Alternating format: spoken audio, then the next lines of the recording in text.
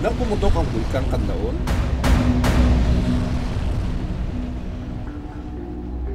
hindi lang tao ang apektado, kundi mga hayop. Ayan, o, tignan mo. Hanggang dito. So, masakit to. Bumagsak ang lahar. Buti na lang at nakaakyat sa batuhan ang ahas na ito. Pero mukhang nanghihina siya.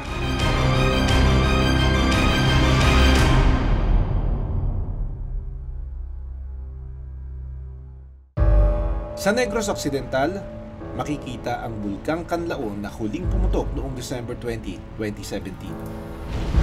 Isang phreatic eruption naman ang naganap noong Hunyo sa bulkan. Nangyayari ito kapag ang tubig sa loob ng bulkan ay naiinitan ng volcanic activity, saka ito kukulo, maglalabas ng steam at abo.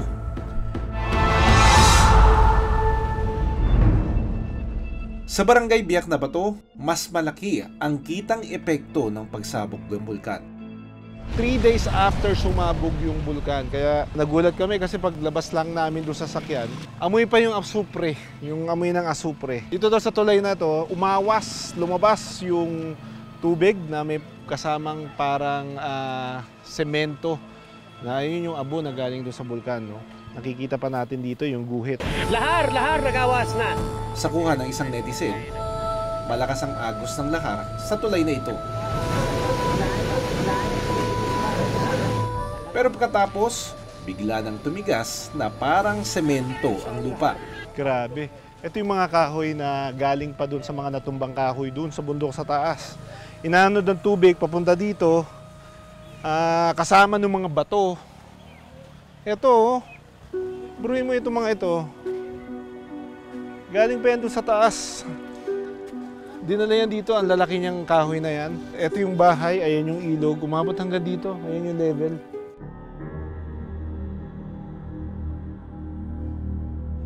Ito, tingnan mo itong gaano kalaki itong mga batong to. Ayan, lahat ng ito galing doon sa bundok sa taas, galing doon sa bulkan. Ang lalaki ng mga yan, so parang wala naman daw niyan dito dati. Maging wildlife, walang ligtas. Nangihina ang ahas na ito, samantalang ang talangka halos hindi na rin makagalaw.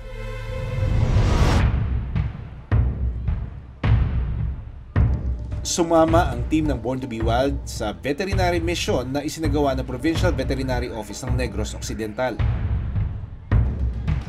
Ito ay para mabigyan ng tulong medikal ang mga alagang hayop ng residente. So dito, anong pinaka-problema ng mga animals dito? Dito kasi mostly yung sa nutrition to, yung kasi nga yung mga halaman, mga forages, mostly nalanta lahat. Nalanta lahat because of the ashes. Ashfall po.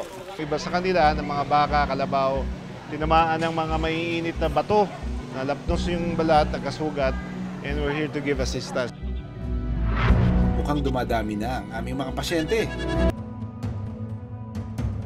Isa ang La Castellana sa Negros Occidental na apektado sa pagsabog ng Mount Kanlaon. 3 barangay, kabilang ang Biak na Bato at Kabagnaan, ang pasok sa 4-kilometer permanent danger zone. Naiwan ang mga alagang hayop tulad ng kalabaw, baka at kambing nang lumikas ang mga tao. Ang evacuation center kasi, tao muna ang prioridad. Kaya ngayon, sila naman ang hahatiran natin ng tulong. Namatay yung mga halaman, napakain nyo sa kanila, kaya yung katawan na mayat din. Ilan ang alaga mo, kuya? Nakalabaw? Ang binibigay natin sa kanila ngayon, mga pampurga, mga vitamins, no? Kasi, syempre, wala nang food. Tapos, ano pa rin, may mga ano pa rin sila, parasites. Halos tapnos at sugat ang balat ng isang kalabaw nang matamaan ng abo. Ito yung sinasabi nila kanina, yung mga nagsugat, kasi mainit yung ano, di ba? Yung mga bato na galing sa bulkan. Sugat yan, no? Yung sa base ng buntot niya, meron ng uod, kasi nagsugat. Hindi ko alam kung kailan pa to, pero matagal na. Namamagana rin, and iba na rin yung amoy. No? So, para mabawasan yung pain, at saka hindi na kumalat, lumala. Going to treat it, bibigyan na tayo ng anti-inflammatory, antibiotics, and vitamins. Ayan, tignan mo. Hanggang dito. So, masakit to. Sa Karatig Sitio naman, mas malapit sa paanan ng bundok, mas marami pa ang apektadong kalabaw at baka. Ito yung isa sa mga barangay na mas naapektuhan, no? Kasi ito yung area kung saan nandito na yung pyroclastic hazard area. Dito na yung sumabog yung bulkan, mas malapit sila. Pupuntahan natin. Kadalasan karamihan ng mga hayop, mga kalabaw baka na naandito, yung mga sugat sa likod kasi tinamaan ng mga nagbabaga pang mga bato. Ito yung severely exposed dun sa mga bato. Kasi ayun ang kanlaon, no? Titignan mo, yan lang siya, oh. Yung mga sugat nila, medyo fresh pa. Especially the ones that are here, no? Nandito sa mga buntot-buntot kasi yun yung tinatamaan ng buntot kapag nagkukuskus sila, eh.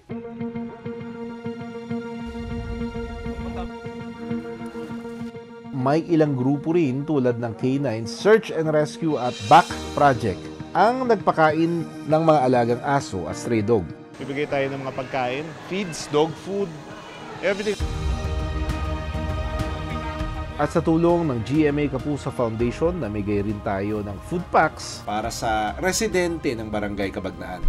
Okay, so yung mga dala natin ngayon from Kapuso Foundation, coordinated ito sa LGU, yung K9 Search and Rescue Unit of the Philippines.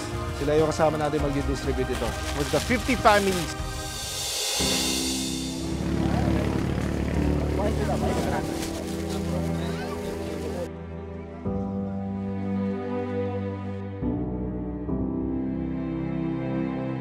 Sa ngayon, nasa alert level 2 ang Bulkang Kanlaon.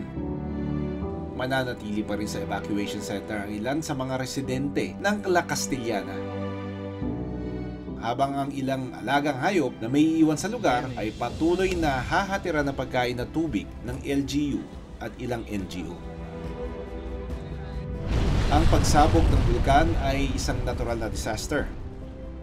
Walang may gusto sa pangyayaring ito. Kaya kailangan maging handa dahil hindi natin alam kung kailan mangyayari ito muli. Hangad naming makabangon ang mga residente at hayop na naapektuhan ng Bulkang Kanlaon.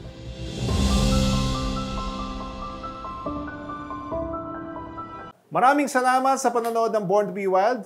Para sa iba pang kwento tungkol sa ating kalikasan, mag-subscribe na sa GMA Public Affairs YouTube channel.